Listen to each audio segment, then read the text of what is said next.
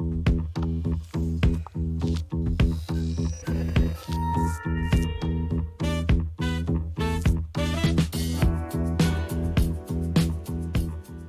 and gentlemen, welcome to an exclusive Capital Club series. Welcome to Create, Multiply, Preserve with Brian Tracy. Brian Tracy, as many of you know, is a world-renowned public speaker, entrepreneur, and coach to tens of thousands of entrepreneurs, if not millions, across the world, empowering them with personal development, finance, entrepreneurship, and business. I flew all the way to San Diego, California, to sit down with the man himself. Over his career, he's been able to unlock data sets and clues as to how you win in life, how you win in business, how you win in relationships. And today, I want to talk about how to create, multiply, and preserve a life of your dreams. Be able to set goals, establish these goals, and meet these goals with accuracy. But for that, well, we have to go to the sage himself, be able to dissect the intricacies of what it means to live a successful life and have what we want. So without further ado, Mr. Brian Tracy, how are you? Thank you. It's such a pleasure to be with you. It's great to be here, not only for the fact that we're going to be able to share for the next couple hours a great time, but because of the amount of personal impact that you've had in my understanding of what it means to play the game of life. And in this,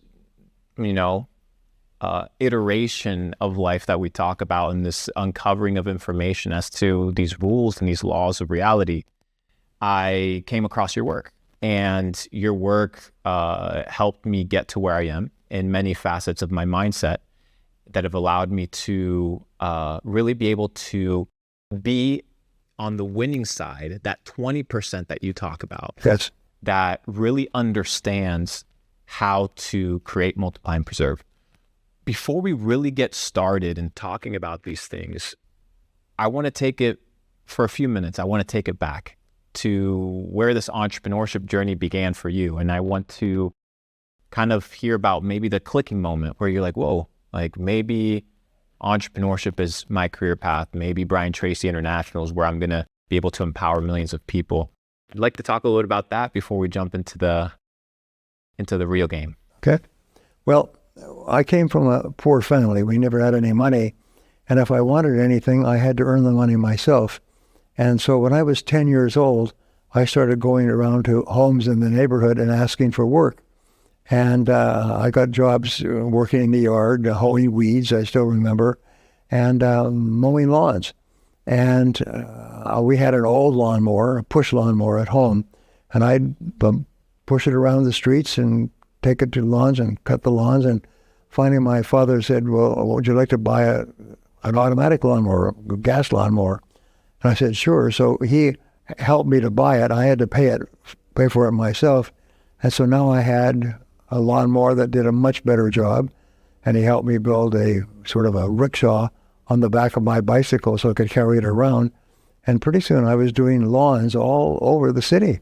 And I could earn more money doing a lawn. And then eventually I got an edger. I still remember that. I could trim the yard so they looked beautiful.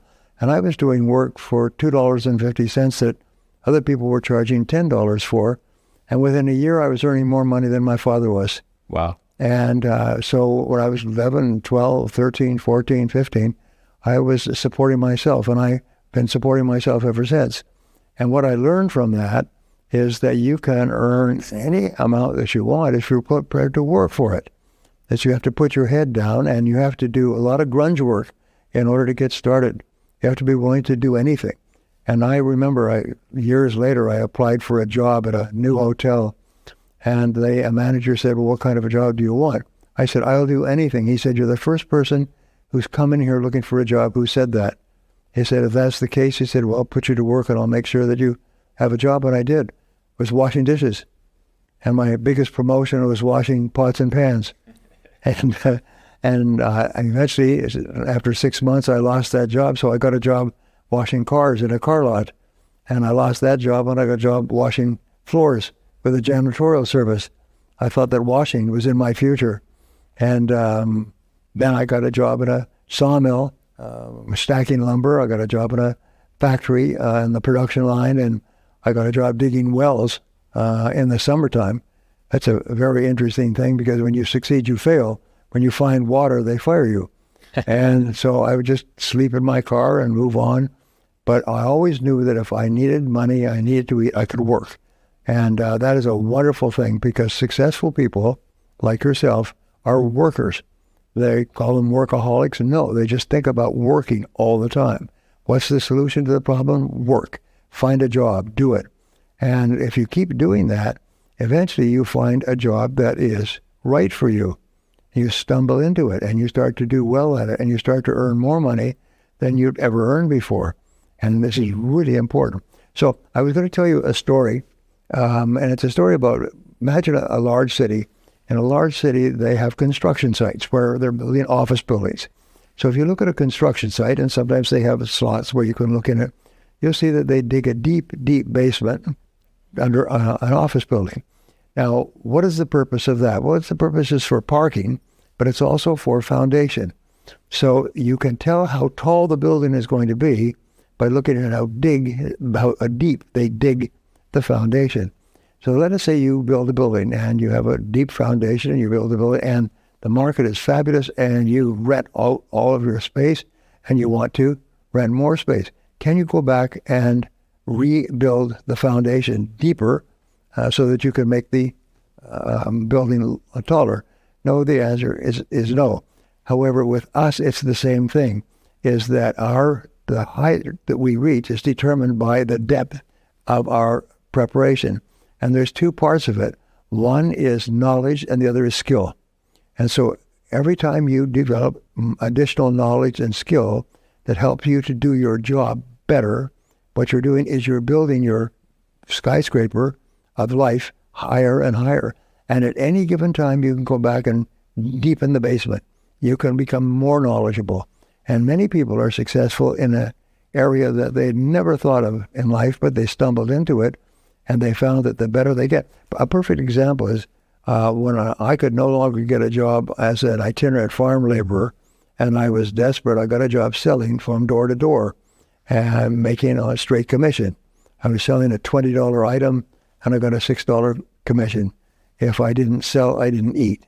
That was pretty simple. And I found that I had no sales skills. I wasn't afraid to call on people, but I had no sales skills. So I decided to study selling. And I read and I listened, and I still remember my first audio programs on selling. I listened to them and I practiced them. And bit by bit, my sales went up and up and up. And then people said, well, what are you doing differently? And I said, well, I do this and this and this, and this is how I approach. They said, well, why don't you recruit other people and teach them the same thing? So I did. And year by year, but within 3 years, I had 95 salespeople working for me in 6 countries. And I was earning 10 times more than I'd ever dreamed of earning in my whole life. And I look back, and it turns out it wasn't really that difficult. It was just learn the skills, apply the skills, and you cannot get worse by doing it. That's one of my favorite lines. You can't get worse by doing it. So what you do is you just get better and better, and you get more and more results, easier and easier. So I went from sleeping on the floor of a friend's one-bedroom apartment to a rooming house, to an apartment, to a bigger apartment, to now 5,000 square foot house, and everything else. And that comes from just learning and doing, learning and doing. So that's really the great secret to success, is learn and do, and become a lifelong student of your craft. Whatever your craft is, continually read and learn. I still read books on professional speaking. How many books have you read in the last 12 months? Oh, I read about 4 books a month, and I've read about 6,000 books in the course of my career. I read about 3 hours a day, 2 to 3 hours a day in patches. If I'm flying, I can sometimes read for 8 hours.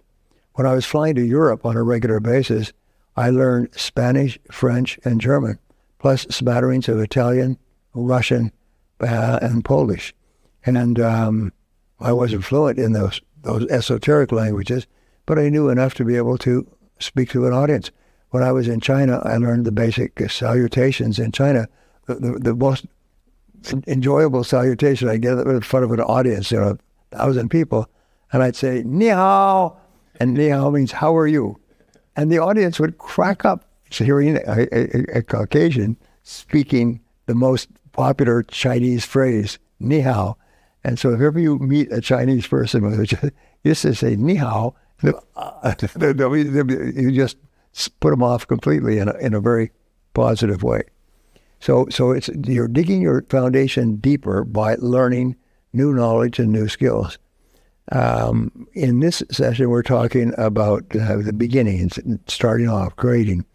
And many years ago, I read. But what I read was that if you write down your goals, you increase the likelihood of achieving them by 10 times.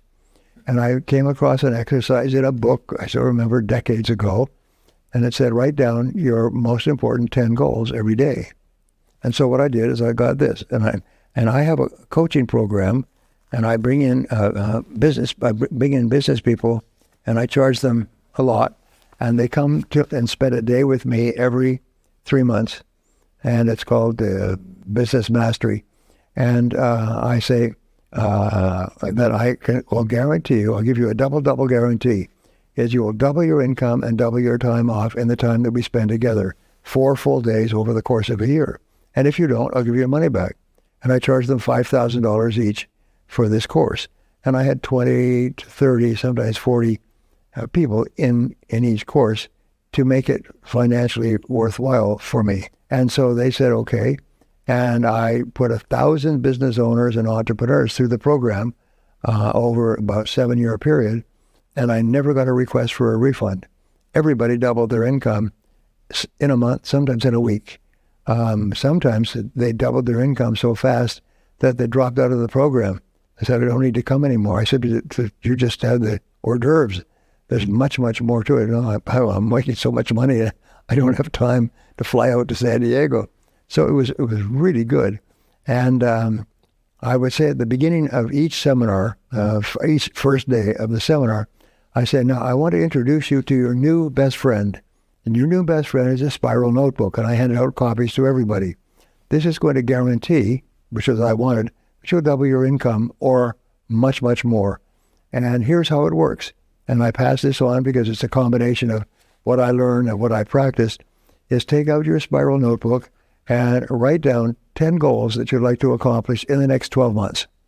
You can have 10-year goals and 20-year goals, but keep it concentrated on 1 year, because 1-year goals are far more motivational and far more visible. You can see them than 10-year goals. So write down your 10 most important goals and do that every day. And first thing you do when you get up in the morning is you take your spiral notebook and turn to the next page, and without looking back, write your 10 goals. Now, in a very short period of time, your goals will change, description will change, some goals will fall off, some new goals, and your goals will start to be achieved. And I said, if you'll do this for 30 days, it'll change your life. And so people were paying me $5,000 to teach them this, so they did it. And they began to write down their goals every day. And if you want to transform your life, this is life transforming. Because what you do is when you write things down, anything you write, you reprogram your subconscious mind and you activate your superconscious mind. And your superconscious mind is this universal mind that attracts into your life everything that you need to achieve your goals. So start writing your goals down every day for a month, 10 goals. And if you change them and drop them off and so on, just do it for a month. If you have the discipline to do that, you'll change your life. And this is what I read when I was just in 3 or 4 years into speaking. So I did it, and it did. And I taught it to thousands, millions of people, and they do it. And they write me letters, and they say, you changed my life. You made me rich. I've received those words. It's almost like they bought a cue card, and you changed my life. You made me rich.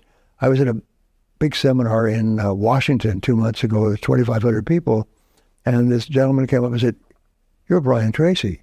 You changed my life. You made me rich. And I heard that forever. I said, well, what was it that in my materials, because as you know, I've written more than 90 books, and I've produced more than 1,000 audio and video learning programs, plus seminars all over the world. He said it was the goals. And everybody I talked to said it was the goals. I had no idea how important goals were. I thought they were a good thing to have, and you should have a goal and so on. But I didn't understand how to write them down in the present tense, and the importance of writing and rewriting over and over. So you're driving them like an oil rig. You're driving it deeper and deeper and deeper until it hits the oil pool, and then it explodes in your life. And this is one of those things. I call it an unbreakable law. This is one of those things that always happens. It's not as if it'll happen to you, but not to you. You'll be lucky, you'll be unlucky. No, it always happens to everybody, and the goal that you'll want will come to you at exactly the right time in exactly the right form. You know, one of your goals, if you're a happy, healthy person, is to meet the right person for you. Just write it down. I meet the perfect person for me.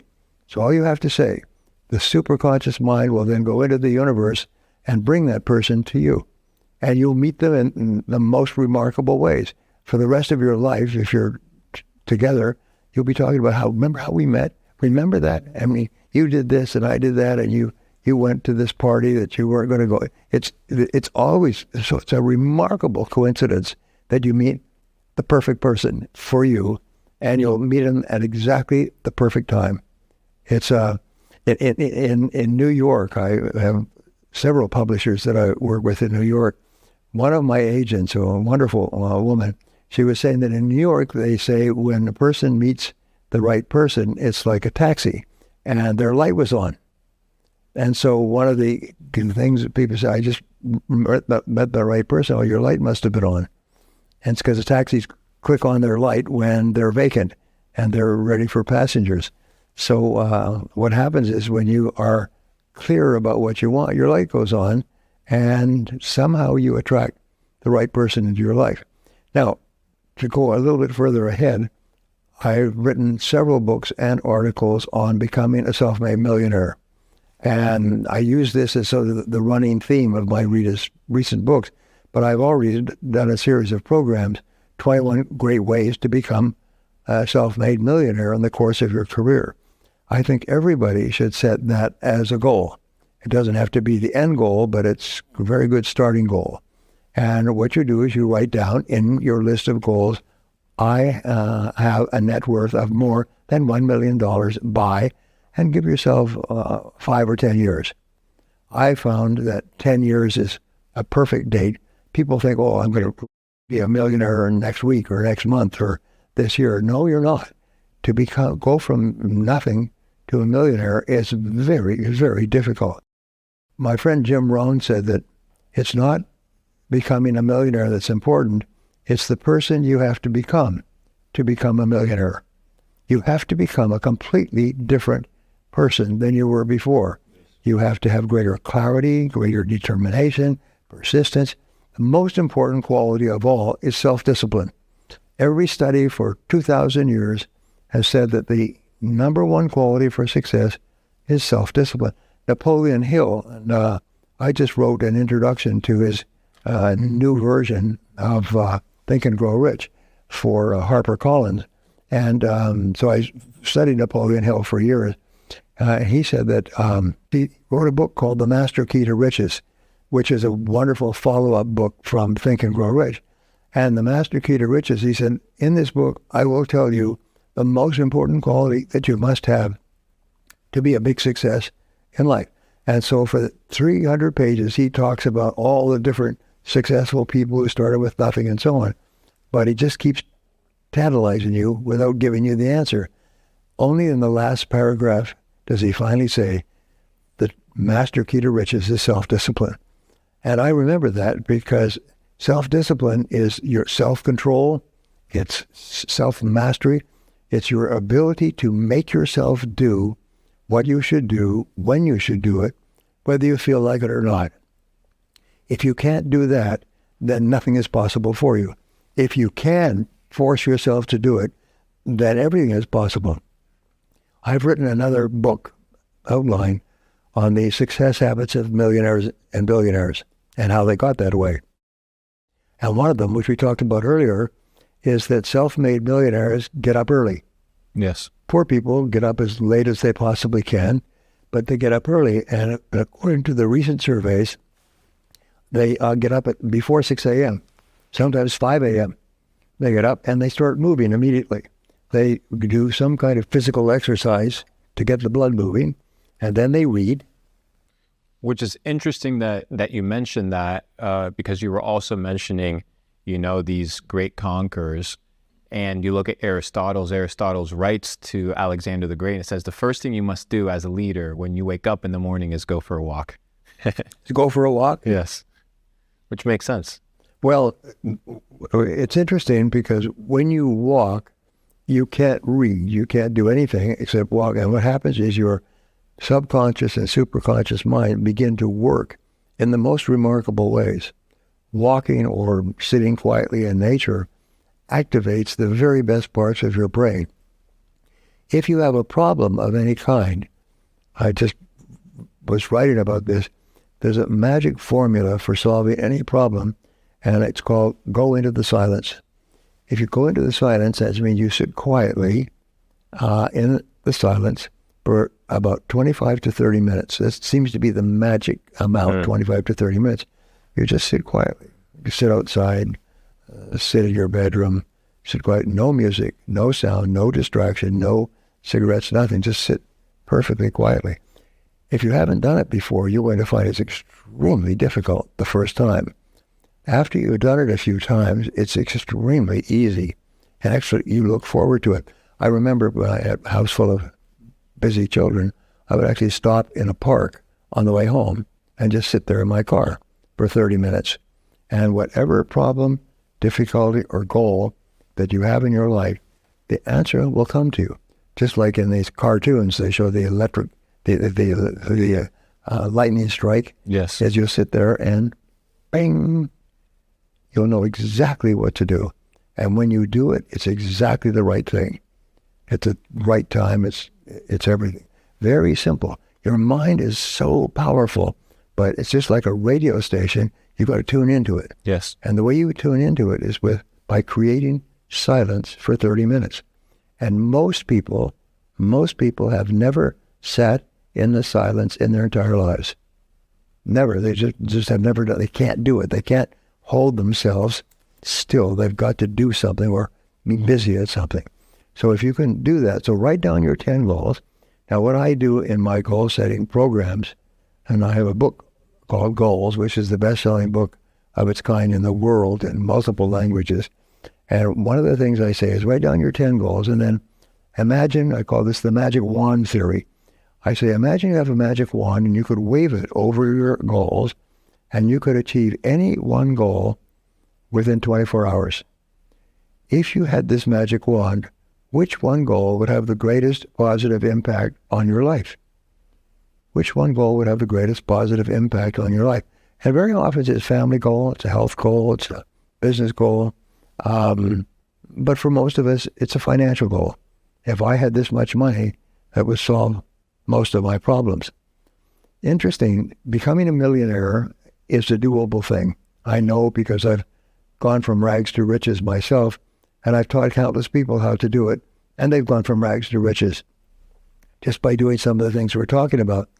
And here's the interesting things, that if the market takes a reversal and life goes to hell in a handbasket and you lose all your money, which is very common for self-made millionaires, especially first generations, the first time they've had $1 million.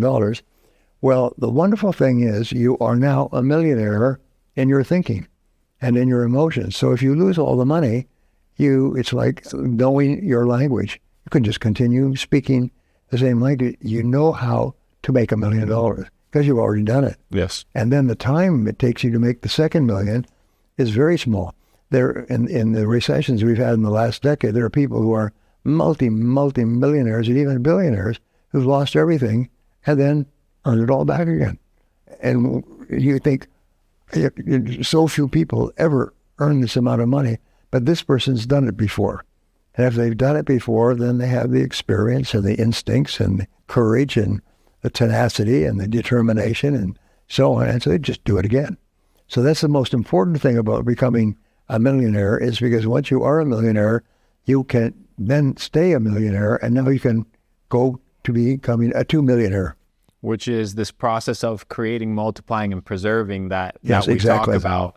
You mentioned something extremely important for me when you talk about create. It's this process, you say work.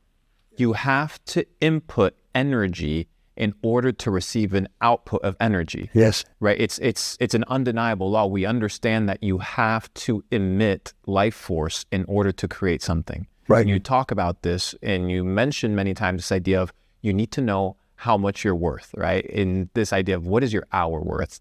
Because you're exchanging life force energy and time for that other form of energy that you can transmute into doing things in life. Now you talk about work and you talk about creating wealth, but let's say somebody's sitting here, they're sitting with $50,000, $100,000 in the bank account.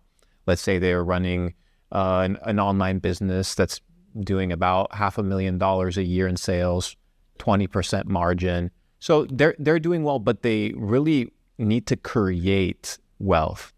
What's the process? What is the mindset that somebody has to go from 0 to 1, this process of creating? Well, to earn money is difficult. 80% of people may basically earn a living. They earn enough to get through to the next month. Their savings rate is 0 or even negative. They put a lot on credit cards and they borrow money and things like that. But to actually earn net money, to make a profit and yield this amount of money, that's the key to the future. And what you do is you take your net profit from your work and you reinvest it doing the things that you have done to earn the money, but doing them better and doing them smarter. We say in the West, dance with the one what brung you. So you ought to become wealthy, then do more of the things that are giving you the most amount of wealth today. Now, it's very necessary that you try different things, but try different things carefully, because many people make money doing something that they have spent years becoming really, really good at, and then they make this mistake and think, if I'm good at this, then I can do that. I can be good at that just overnight. And then they lose it all. And they're so surprised. And the world is like sharks surrounding you, full of sharks who are willing to bite off a piece of you when you start to think that you walk on water and that you can make more money doing something else. No, people who are earning money in any field have worked for a long, long time to get to that field, and they're very cautious. I have a business adventure with a hotel, and my partner, who has the majority share of it, is a brilliant businessman. And he told me, he said, Brian, he said, about a third of your investments, 30%, will fail. No matter how much care you put into them, no matter how much due diligence, no matter how much research, about a third won't work out. And you must build that into your calculations. So therefore, invest at a low level. Don't put a lot of money into something where, because you haven't done it before, there's a possibility of losing it. And his net worth continues to grow and grow and grow. And he makes mistakes. He and I have never made any mistakes together, but he's made mistakes because you can't do anything. They say the first part of the word triumph is to try. And so he's constantly looking at building his financial estate, which means you have to try things. You have to roll the dice, and there's never any guarantee. Now, there's something else with regard to creating, and it's this. This is your second best friend, and soon your first best friend. Inc. magazine did a survey of 50 presidents of fast-growing companies and asked them, what is your most important business tool? And 49 of the 50 said a yellow pad, and they write everything down. Now, I cannot be more adamant about the importance of write it down, write it down, write it down. I repeat this over and over again, because if you write it down, you capture it. If you take notes on a telephone call, you capture it. The worst thing that can happen is you are too smart to write it down, and then you forget a key point, or you miscalculate a key point. You get the wrong numbers, wrong time, wrong date, write it down. So never answer a phone without a pen in your hand and a yellow pad. I have stacks of yellow pads. I fill them up, and these are remarkable. It's astonishing how much a yellow pad will help you. Write down your goals, write down your outlines, write down everything that you can think of, but capture it on paper. We say, catch the idea and write it down. Catch the idea and write it down. So whenever you think of a great idea, stop the car, pull off to the side of the road, write it down. Because sometimes that idea, which shoots through your mind, will make you rich. It'll save you 10 or 20 years of hard work. And over, each person here has had the experience of seeing someone do something and make a lot of money at it. And they say, I thought of that about 3 years ago, but I forgot to write it down. I never did it. So it's very important that you capture it on paper. And then when you have it on paper, then you start to think, well, what are all the ways that I could do, the things that I could do to achieve that goal, and write it down. Keep writing it. Keep writing it. This has been so helpful to me. I've written now, as of yesterday, I've written 92 books. And the books have been published in as many as 55 languages. And they have sold millions of copies all over the world. And some countries that I go to, they have billboards for me. Brian Tracy's coming to town. And why? Is because so many people have read my books. In Iran, for example, they have a fatwa passed by Ayatollah Khomeini, said that no one should receive royalties on creative things like books, because all creativity comes from Allah. And so therefore, in Iran, nobody can copyright a book. So if you write a book, they can take it from any language, translate it into Farsi, which is the Iranian language, and sell it. So I have as many as 4 or 5 publishers who publish my books in Farsi and sell them at the various seminars. And I've sold literally millions of copies. I didn't make anything from it, mind you, but as they said about the man who was tarred and feathered and run out of town, they asked him, what did you think about the experience? He said, well, if it wasn't for the honor of the thing, I'd have just as soon walked. If it wasn't for the honor of publishing so many of my books, I'd have just as soon gotten royalties. But the main thing is, I write a book, is I sit down, and it's a unique way, and it's on my website, BrianTracy.com, and 20 steps on how to write a book and get published. It's free. And what it basically says is you write down everything that you could possibly think of that you would put in the book. And then you go through the second time and you sort of break it into chapters.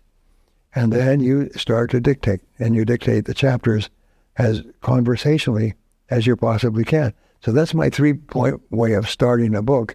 And it works because every book I've ever written using that formula, there's 17 more points, has been published, and published all over the world, and published in multiple languages. So, but the critical thing is write it down, write it down. This is a miracle. If 49 of the 50 successful businesses, if their business owners say this is the critical tool that made them successful, that's worth listening to. That's worth listening to. You mentioned this idea of capturing a thought, which insinuates in some way, shape, or form that the thought is not yours. You're merely the receiver of the thought, because, as you mentioned, this idea of being an antenna that receives information, right? And positioning yourself in a situation whereby you remove the static that allows you to then capture the idea. It's the combination of positioning yourself. Can you talk to me about the importance of positioning yourself to create wealth, because a lot of people work, but they don't make money. So what's the difference between somebody that can create money and inputs a certain amount of actions and somebody who says, okay, I'm going to work hard, but they don't produce anything? The difference has to do with the depth of belief that a person has in terms of making a lot of money. If I say to you, it's interesting because one of my reviewers of my manuscript, hired by the publisher, wrote a diatribe about how this is ridiculous and is not possible for most people because society is prejudiced and biased against people and everything. You want to strangle the person. But that's her worldview. Her worldview is that it's not possible unless you're born into privilege and so on. But 88%, the number of self-made millionaires in America is 8.8 million. It's an enormous number. And so 8.8% of wage earners are millionaires today, and 90% of them are self-made. They started with nothing. Many of them are immigrants that came here legally or illegally, but they started with nothing. Staggering statistic. Staggering statistic. But what it means is that it's possible for anyone if they believe it's possible. And the great majority of people are plagued by the worst human ailment of all, which is self-doubt. Yes. Self-doubt is the great killer. And so when you start to read about self-made millionaires, which I've written about a lot, what happens is you start to think, well, I could be one of those. I could do that. And suddenly you start to see your whole world differently. You start to read about it and study it. You start to go to seminars and workshops and learn about what other people have learned. And more you persuade yourself. Now, it's not hypnosis, but actually you just persuade yourself into believing I can do it. And you cannot achieve on the outside what you don't believe on the inside. It's a powerful psychological principle. And so with me, I worked at laboring jobs, and then I started to read about people who become millionaires. And I was fascinated by that because it never occurred to me that I could ever be financially successful. My family had no money. I had no money. I worked at laboring jobs. And as I began to think, well, I could do that. I could be that. My whole life changed as I began to see reasons why it's possible to be financially successful. And the principles are very simple. Work hard and work harder than anybody else. Start earlier, work harder, stay later. It's real simple. If you want to increase your quality of your life, start earlier, work harder, stay later. It's the most, you say, well, it can't be that simple. Well, give it a try. The 80-20 rule, which was devised by Vilfredo Pareto, an Italian economist in 1895, what he found was the top 20% of people in Italian society controlled 80% of the wealth of Italy. And as they began to apply this 80-20 rule, they found it's true everywhere. It's 20% of the people in any profession earn 80% of the money in any industry, any product or service or anything else. 80-20, 80-20. And I remember clearly standing on the street talking to a top salesman, and he was saying, the top 20% of people earn 80% of the money in this business. And I said, really? I've never heard that. Oh, yeah, it's a very common law. Everybody knows that. I was about 24. And I said, well, and I still remember, I said, well, if that's the case, I'm going to be in the top 20%. And I still remember, it was like the nickel dropped. Bing. And from then on, my life was different. From then on, everything, I thought 20%, top 20%. And what I learned later is that everyone in the top 20% started in the bottom 20%. Everybody starts at the bottom, but the question is not where you start, but where you end up. And so therefore, if you decide, I'm going to be in the top 20%, write it down as your goal. I am in the top 20% of professionals in my industry in terms of income. You can pick a different number, you can phrase it differently. Then what you start to ask is, what is it that they do differently from me? And I can do that because you can learn anything you need to learn to achieve any goal that you can set for yourself. So you say, what do I need to learn? And use the magic wand technique. if I could just be excellent at any one skill, what one skill would help me the most to get into the top 20%, then the top 10%, top 5%. And it'll come to you. Bing, it's clear. Everybody knows the essential skill that they need for big success in their field. And so what you do is you set it as a goal. I am excellent at this. Always write it down in the present tense. And then think throughout the day, what do I need to do?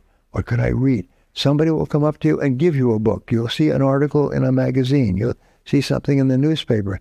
You'll see a seminar. I've had people fly from one side of the country to the other to attend one of my seminars and tell me later it was life-changing. It was worth the price and the time and everything else.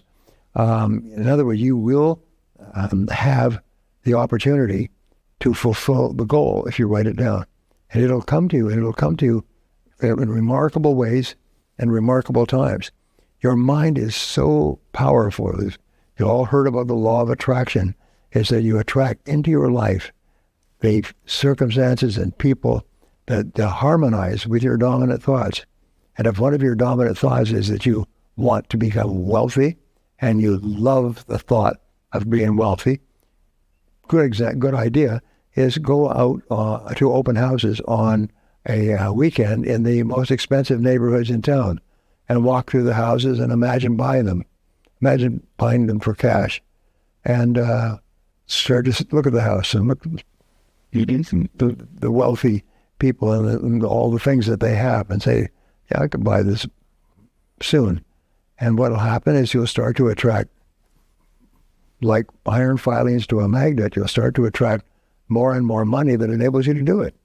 I love that you mentioned this concept of re-engineering your mental framework as to how you perceive reality, because it all comes down to this idea of creating. It originates from the word ex nihilo, which is something out of nothing, right? So you have this concept of Brian Tracy out of nothing is able to create something because you have time, energy, and attention. Those are the three resources that we carry. We carry time, the time-space continuum. We carry energy, how we input things, and we carry attention, what we focus on, which is what you talk about.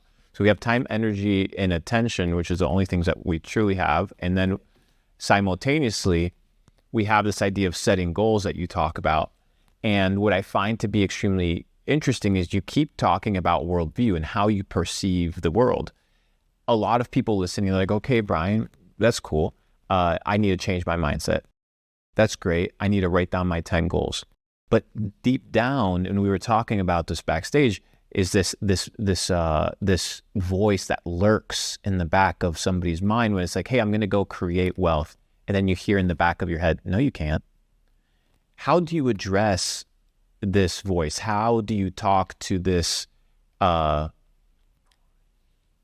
these thoughts that come to you when it's like, hey, yes, I am going to be the person in the top 20%. But then you have the other voice on the other side that also tells you, well, no, you can't. Your parents didn't do that. You can't do that. You're not cut out for that. You're not smart. How do you break that mental framework, and how do you develop that self-belief that then invalidates the imposter syndrome that every entrepreneur feels? It cancels the imposter syndrome. You've heard the famous story of the old Indian, and he was asked about thinking. He said, I have two wolves in me, on the left shoulder and the right shoulder, that talk to me. One is the wolf of failure, and the other is the wolf of success. And he said, so which of the wolves influence you the most? And he said, the one I listen to. And so it's the one that you listen to, and you have a choice. The reason I say write down your goals every day, and you should do it after 30 days, do it every day. Get up every morning, take a deep breath, write out your 10 goals. Takes not more than 3 minutes. And it programs them deeper and deeper and deeper. And what happens is it erodes and destroys, almost like a powerful garden hose cleaning off your walk. It just washes everything away. And pretty soon, you only believe in the goals. You destroyed the self-doubt. It's just gone forever. You just keep writing them down and writing them down. And in a very short period of time, your whole life will change. Let me give you a great story. Please. I was giving a seminar in Atlanta, about 1,500, 1,600 people. And a gentleman came up to me and he said, at the break, and he said, I'd like to tell you my story. I said, sure, because he said, I came to your seminar a few years ago, and living at home with my mother, and I was low down in my sales force. I had a used car, no money, and one of my friends, offered to pay to come to this seminar. So I took him up on it. I came to the seminar, and in the seminar, I said, if you want to change your life forever, write down a list of 100 goals that you'd like to achieve in the foreseeable future. 100 goals. I said, but you're going to have to get prepared for this because it's going to take you about 2 or 3 hours.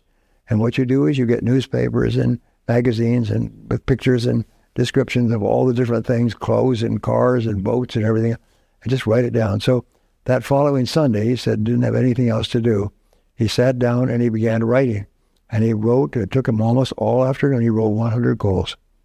And then he put this list, put it on a spiral notebook, and he put it away and went out to begin working.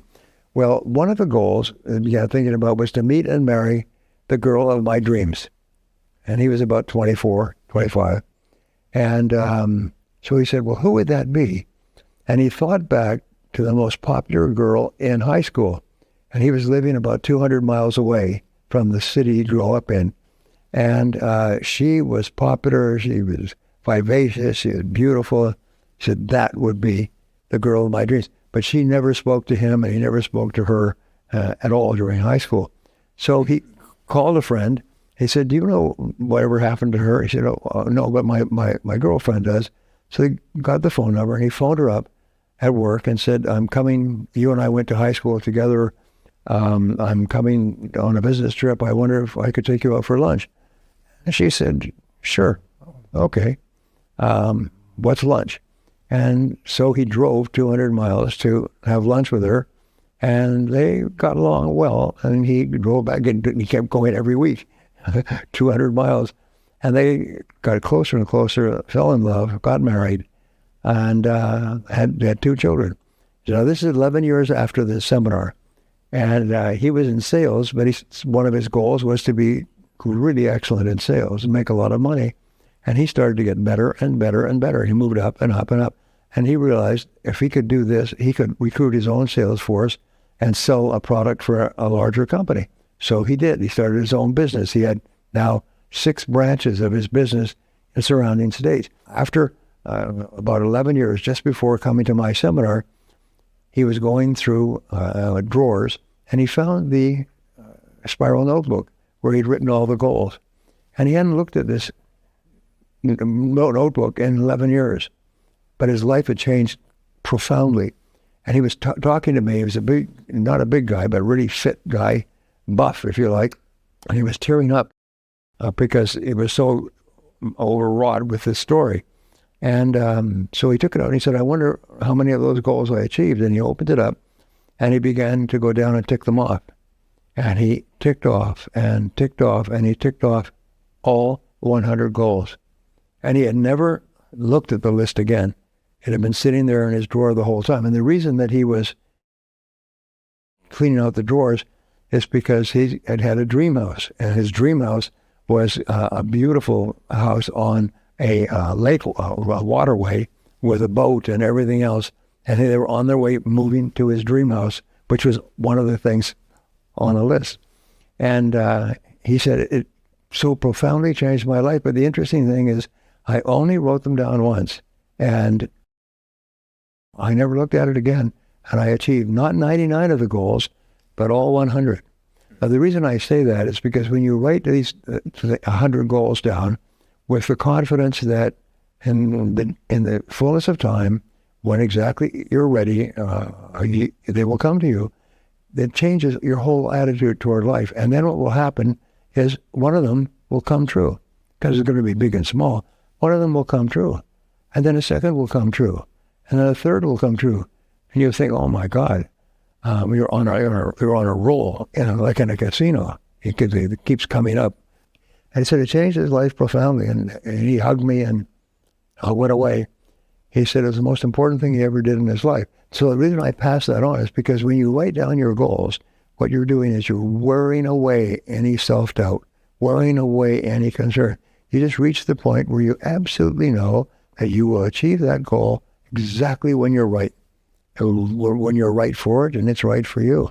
And I find it also some form of meditation connected with some form of receipt that you can look back upon and be like, it's like, have you ever had a pet, like a dog or a cat? You know, like when you get it at the beginning, let's say week 1, and then week 4, it's a completely different size, but you were there every single day, so you didn't really notice it. I think it's the same way for people's personal development, is they don't look in the mirror every single day, so they don't notice the growth and the change. And I think being able to go back and look at the goals and how those goals have evolved and iterated and how you've changed through the process also helps invalidate these naysaying thoughts that come up, correct? Right. Absolutely. And what happens is you start off with a medium belief system, more hope than belief. But as you keep writing them down, you drive them deeper and deeper into your subconscious mind. And finally you reach a point where there's almost like a click. And you absolutely know. You go from positive thinking to positive knowing. You know that you will achieve this goal. And so then the next question I asked, because I was almost broke when I started doing this, is how would I go from where I am now to becoming a millionaire? And I came up with a very simple formula.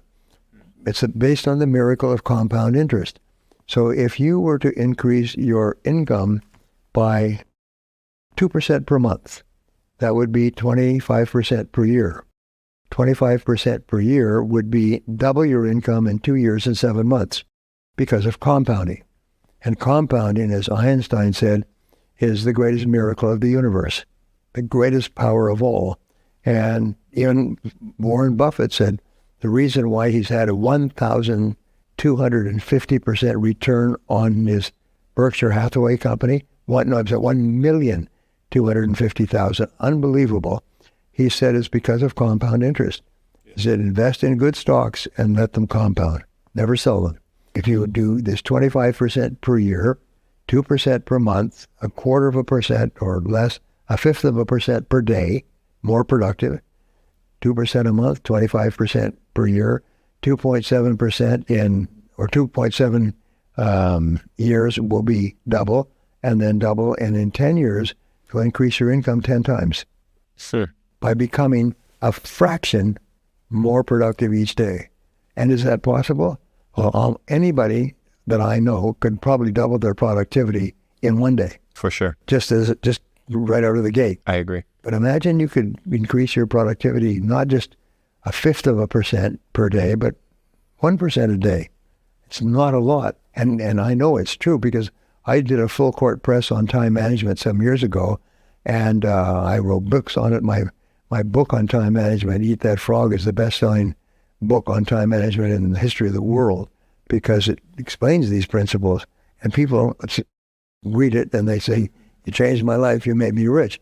So you could do it. So a little bit each day, a little bit each month, a little bit each year, with compounding, you could increase your income 10 times in 10 years. So I tried it myself, and I taught it to lots of people. A friend of mine who had been through one of my seminars came up to me at a seminar in Seattle, and he said, Brian, he said, your formula doesn't work. He said, I've been using it every day for 6 years, he said, and it doesn't work. And then he smiled, big smile. He said, I increased my income 10 times in 6 years. He said, today I'm declaring on my tax returns, which is the true measure of how much you're earning, it's 10 times what I've ever earned in my life. I couldn't believe it. 10 times what I was earning when I went through your seminar. Does it work? So I did it, and I had the same experience as I increased my income 10 times in about 5 years, and then just kept working and did it again. It's so astonishing. It's called the law of incremental improvement. The law of incremental improvement is you don't change the whole world and get super better overnight. You just get a little bit better each day, a little bit better each day, and lock it in, a little bit better each day, and lock it in. And the cumulative effect, because of compounding, is quite extraordinary. And it works for everybody. I've never had anybody come back and say, oh, it didn't work for me. Of course, no, people say, not that it didn't work, but it worked so fast. It didn't take me 10 years. It only took me 5 or 6. Imagine increasing your income 10 times in 5 or 6 years and then doing it again. And what will happen is you will attract into your life the people and the ideas and the opportunities to achieve the goal. It's just the most amazing thing. I think as we wrap up and then we transition in the next segment to talk about this multiplication, we can talk about the compounding effect, and we can talk about really being able to build sustainability in the multiplication process, which is how we talk about it. Yeah, you can make money, but then if you really want to fast track it, you have to be able to multiply. You have to be able to grow your money. But it's like Abraham Lincoln famously said, if I had 6 hours to cut down a tree, I'd spend the first 4 sharpening my axe. And it's this process of preparation that you're talking about of, yeah, maybe you don't have to go and swing and chop down the tree in the first try. Maybe this entrepreneurial bug that we all have of when an idea comes, it's like, well, let me go all in on this idea 100%. I'm going to get 1,000% return this year. It's like, okay, hold up. And you talk about this idea of every day, day by day, I get better and better, slowly, surely, consistently. And I think what that also allows, and I kind of want to wrap up on this concept, is this idea of a state of mind that is in a state of equanimity or calmness, because you understand that the trajectory is long term. I see a lot of people that are trying to earn money that they don't see instant results, and there's a process of self-doubt, or this doesn't work, or insecurity, or throwing in the towel. Wrapping up on this idea of creating wealth, how do you develop this mindset of being able to be in a situation whereby you really begin to understand that you can double your income, that you can slowly but surely become incrementally better? And how do you solidify, before transitioning to being a person that multiplies wealth, being a person that creates it? So the question is, in a very simple framework, Brian, what is the issue of a lot of people not being able to do this? Well, I say that the important thing is to make a decision. Make a decision that you are going to become a self-made millionaire in the course of your working lifetime. And lock it in, it's like put it in a safe deposit box. That decision has been made. Now, the only question you ask is how? How do I do it? And one of the things which I really advocate is read and study everything that you possibly can on what financially successful people do, especially people who started with nothing, people who came here as immigrants, people who came here illegally, people who came from poor families. And one of the most important qualities of all is optimism. Yes. It's just be positive about everything that happens. And we say that there's no mistakes, there's only lessons. And every single person who is successful today is successful because they had made major mistakes early in their career and learned essential lessons from those mistakes. One of the things you learn is who to work with and who not to work with. Sure. But you learn all kinds of things in evaluating products and services and pricing and money and everything else. But you can't learn these lessons without it hurting. So we say don't pay twice for the same real estate. Is if you're going to suffer the pain of making a mistake that sets you back, is learn from it so that it's a positive experience. So what I've taught my whole family, I remember my kids would get into trouble, and one of my sons got into shoplifting and got caught by the police, and I had to go down to the police department to bail him out. And he was just traumatized by what was going to happen afterwards. And I took him home, and I took him into my office, and I sat him down, and I said, Michael, I'm not mad at you. It's okay. I said, what happened exactly? So that was the first part. So he explained to me clearly he was with these other guys and they were taking his stuff. And I said, okay, I've done worse things than that when I was your age. So I said, what did you learn? What did you learn? And that's where we focused the conversation on what he learned. And I said, fine, good. So it's been a good learning experience. And so what are you going to do from now on? And he was very clear about that. He's never going to do anything that got him into this kind of trouble again. And I said, good, then go back to work. And he was fine ever since, because I never beat him up. I never held it over him. I never reminded him of it. Just always asked, what did you learn? What did we learn from this experience? It was painful, so let's not pay twice in the pain and then not learning anything. But sometimes what you learn can be the priceless ingredient that makes you rich. And so be open to, what did we learn? What did we learn? And that keeps you optimistic. It keeps you positive all the time, because you can't look for the good, look for the lesson without being positive. And pretty soon it gets to the point where negativity just has no place in your thinking. Lovely.